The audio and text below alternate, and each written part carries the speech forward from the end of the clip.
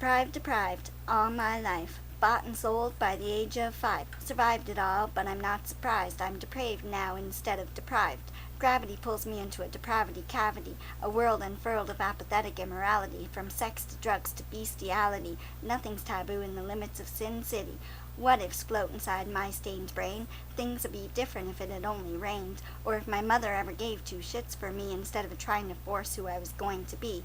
Her bourgeoisie fucking snobbery, disappointing since 72, that's me. I never told her all the shit I went through. Thought she'd blame me for that abuse too. Now that you know a little about me, I'll tell you a story. It relates, you'll see. 'Cause for me, relationships are stupid. Fuck y'all, I don't believe in Cupid. I've never been in love, I trust lust. I'm always trolling for that next best thrust. So here comes a tale, certifiably insane. I'll call it Depraved Encounters Deranged. I met him at his uncle's birthday party. Pretty hammered and laughing hearty. I was alert to his first flirt gesture, the urge, the drive for that sweet pleasure that I knew we could have together. I could hardly stand the pressure. He told me he was a bona fide vampire. His lips on his neck set my blood on fire. We barely made it to the trailer clothed. It was a miracle we got the door closed. We didn't mind the auditory audience. They couldn't see nothing. The curtains were dense. They were participants. I'll give acknowledgments. Rocking the trailer. Thanks for the assistance. Wow, a whole family to get a man laid. I enjoyed the ride, being swayed and splayed. He got my number, and so we began a dance, an affair of enhanced experience. Pillow talking about what would come next, eager to explore the boundaries of sex. He wondered whether a cock felt different than a dildo does shoved up my cunt.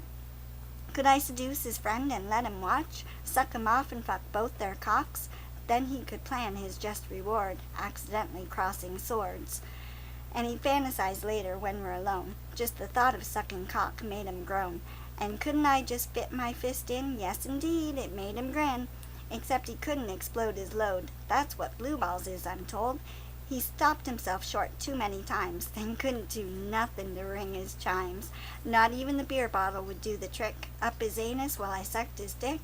Finally I gave up and I went home, leaving his cock to go down on its own. I stifled a laugh as I walked out the door, wondering what's the next thing we'd explore. This guy was into some really weird shit, but I have to admit, I was into it. I told him we'd have to wait for our next date. Being on the rag just isn't that great. He said he didn't mind if I didn't mind. Blood, he said, turned on his kind. I had forgotten about the vampire thing. I rang his bell not knowing what to think. No shrinking violet, I took a deep breath and let him lead me on our next quest. Candles were lit all around the bed, like some cheesy romance novel I'd read.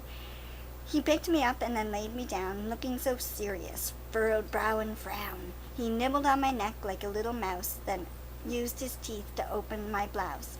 Each nipple he sucked, as per usual. This time, though, it seemed like ritual. The candle wax shocked my delicate skin. For a second I wondered what trouble I was in, but then he laughed and gave a grin, and said I could do the same to him. He reveled in the pain I inflicted. Entranced, I found myself conflicted. To be honest, I kinda liked the power. I gave what I got in that same hour. Boldly I disposed of his clothes, everything exposed, so still he posed, poised and waiting for me to move. My mouth on his cock, I got in my groove. To disclose, yeah, I got talent for that. I'm as good as on my knees as on my back. I made him moan, I made him groan. I hoped this time I could bring him all the way home. But he had different plans for me. This is where the tale turns a little nasty. He kissed my forehead before he went down, and man, that boy really went to town. He took his taste, left nothing to waste. I came 3 times, he did not haste.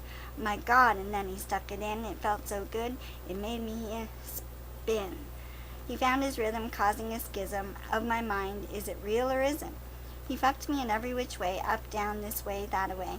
Without my mind's volition, my body assumed all the positions. No room for thoughts, just tactile delight. For sure I got fucked right that night. You're probably wondering who he was. I swear I met him through his cousin.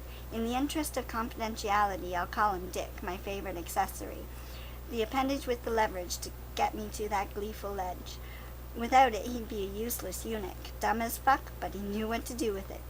Did I mention he liked to wear women's clothes, a short skirt, a bra and pantyhose? Dick modeled for his one friend who couldn't fuck 'cause of the coke up his nose. Poor bloke. But Dick, he loved the snow. Said it was the best way to blow his load. His friend just watched. Fuck, I was into it. Who knew I was an exhibitionist? This one time Dick said he sucked off a dog after it had humped him. There's one for the blog. Confession's good for the soul, I'm told, but too much of it, it starts to get old. I'm telling you, he dropped some real bombs, like masturbating in front of his mom. His fantasy was she'd walk in on us and stay in the room to watch us fuck. Or filming me with his ugly uncle. That turned into a real debacle. I said no way and no how. He couldn't just pass me around. I'd had it when he asked me to snowball. Me a mama bird? Now I've heard it all. You want to be coddled and swaddled? Fuck it, I left the second I swallowed. Back to the bar, sex in bathroom, sex in cars. You want me to thoroughly explore ya? All you gotta do is say, Laura, I adore ya. I'm just about to throw in the towel. I can't take another 3-second foul. Deprived, that's my gripe. What's a girl gotta do to get fucked right?